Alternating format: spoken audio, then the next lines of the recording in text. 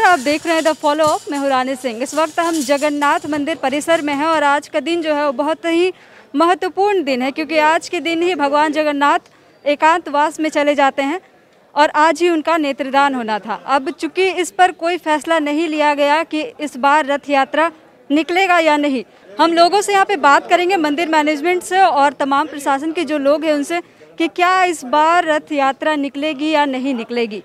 चूँकि रथ यात्रा जो है 350 सालों से भी अधिक समय से होता आ रहा है और यह पूरी तरह से धार्मिक, सामाजिक और आर्थिक रूप से रथ यात्रा जो रथ मेला था वह लगता था। अब इस बार क्या होना है वह हम मंदिर परिसर में पहुंच के लोगों से बात करते हैं और जानते हैं। नेत्रदान ज्येष्ठ पूर्णिमा के दिन यहाँ स्नान यात्रा होता है, जिस दिन भक्त लोग भगवान को स्नान करवाते हैं। ऐसी मान्यता है कि स्नान करने के बाद बाबा जगन्नाथ बीमार पड़ जाते हैं और अभी जो हम लोग का कोविड टाइम में 14 दिन का जो क्वारंटाइन है, उसी तरह का बाबा जगन्नाथ भी 14 दिन के लिए क्वारंटाइन हो जाते हैं। और नेत्रदान ये 14 दिन बाबा अंदर रहते हैं, दर्शन नहीं देते हैं, लेकिन इनका साज सामान होते रहता है, सज्जा इनका सारा श्रृंगार वगैरह। लेकिन उसमें जो है वो जो कारीगर करता है पारंपरिक रूप से, वो आँख को छोड़ देता है। और आज के दिन ये पंडित जी मंत्रोच्चारण के पूरे विधि विधान के साथ उनका नेत्रदान करते हैं। ये महत्व है इसका, यहाँ आज के दिन है ये महत्व जी। अच्छा, जो 14 दिनों के लिए चले जाते हैं वह एकांतवास। जी जी। इस बार क्या मंदिर मैनेजमेंट क्या निर्णय लेगी रथ यात्रा को? हमारे मैनेजमेंट लोग तो हाई कोर्ट में रीट किए, यहाँ के मुख्यमंत्री से मिले, सबको बोले कि भाई आप फोर्स दे दीजिए, जैसे पुरी में हो रहा है, कर्फ्यू लग गया, अति गिरा। अगर चारों तरफ से यहाँ फोर्स घेर लेता और हमारे ये लोग जो आते हैं महतो जी लोग देहात से प्रतिमा को बाहर अंदर करते हैं, इन लोग ही खींच के रथ को ले जाते हैं। तो कोई बहुत बड़ी चीज़ प्रशासन अगर चाह लेता तो ये महतो जी लोग आज से नहीं, बहुत पुराने ज़माने से आ रहे हैं, इन्हीं लोग बाबा को अंदर और बाहर करते हैं। यहाँ से रथ पर भी इन्हीं लोग ले जाते हैं, इन्हीं लोग खींच के ले जाते हैं रथ को। ये सारे आदमी देख रहे हैं ना, ये सब इधर देहात से आते हैं और पूर्वजों से इनका आ रहा है। तो कोई बहुत बड़ी चीज़ नहीं थी हमारा। तो ये लाल साहब जो ये संरक्षक हैं, ये तो हाई कोर्ट में रीट भी किए हुए हैं, लेकिन कोई अति नहीं हुआ। मुख्यमंत्री चाहते तो हो सकता था, लेकिन नहीं। तो लगता है कम लोगों के बीच में यात्रा निकाली जाएगी? नहीं नहीं, अब यात्रा नहीं निकलेगी जी, नहीं, यात्रा तो नहीं निकलेगा। नहीं, यात्रा ले जाने का तो अब कोई ये नहीं है, क्योंकि सरकार का जो गाइडलाइन आया है, पिछले बार भी हम लोग नहीं ले गए थे। इस बार प्रयास जन साधारण का मनस्थिति को देखते हुए हम लोगों ने कोर्ट में एक जनहित याचिका किया था हमारी समिति ने, लेकिन उसमें भी हम लोगों के मनोनुकूल नहीं हो पाया। ये राज्य सरकार कोविड के इसको प्रसार को देखते हुए, जो स्थिति अभी कोविड महामारी के चलते जो प्रसार का जो ये है, उसको देखते हुए सरकार ने ऐसा कदम उठाया कि नहीं, भीड़ भाड़ से बचते हुए हम लोगों को जितना धार्मिक क्रियाकलाप है, भगवान का जो पूजा पाठ होता है, वो सबको हम लोगों का पूरा करेंगे। हम लोग अभी वही सब हो रहा है। झारखंड की सरकार सनातन समाज के आस्था के साथ खिलवाड़ हमेशा करती है, चाहे छठ का सवाल हो, दुर्गा पूजा का सवाल हो, चाहे रथ यात्रा का सवाल हो।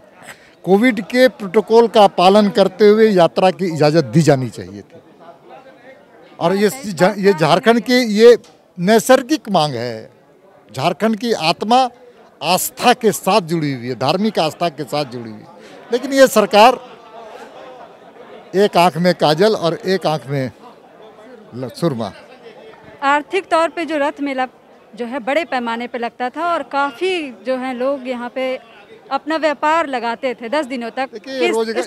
देखिए, ये यात्रा सामाजिक समरसता का भी एक प्रतीक था, तो दूसरे तरफ रोजगार के सृजन का, तीसरे तरफ गांव में जो किसान हैं, जो खेती के सामान यहाँ पर आकर खरीदते थे, खेती और कृषक यहाँ पर सब मिल करके भगवान से भी प्रार्थना करते थे कि हमारा इस बार का खेती अच्छा हो, बेहतर हो। वो इस बार सरकार के कारण वंचित हो गया। आर्थिक तौर पर असर पड़ेगा निश्चित तौर पर। क्या कहा जाए, सुप्रीम कोर्ट में हम लोगों ने भी इंटरवेन किया था उसने भी हाथ झाड़ दिया। फिर हाई कोर्ट में भी हम लोगों ने ख़ास तौर पे जो पूरी में जो सिंबॉलिक एक आदेश दिया था, उसी के आधार पे कि यहाँ भी सिंबॉलिक किया जाए, परंपरा का सिर्फ निर्वाह होगा, लेकिन हाई कोर्ट ने भी हाथ झाड़ दिया। तो राज्य सरकार तो निश्चित तौर पे एक पॉलिसी ली हुई है कि मंदिर में अभी भीड़ भाड़ इस तरह का कोई चीज़ नहीं होगा, तो उससे बहुत अपेक्षा करना बहुत ये था, इसीलिए हम लोग कोर्ट गए थे, लेकिन कोर्ट ने भी अपना हाथ झाड़ दिया। ये सबसे लेकिन चूंकि हाईकोर्ट ने नीतिगत फैसला कह दिया था, तो सरकार ने इसमें इसे जरूरी ना समझते हुए नहीं लगता कोई फैसला नहीं ले पाए।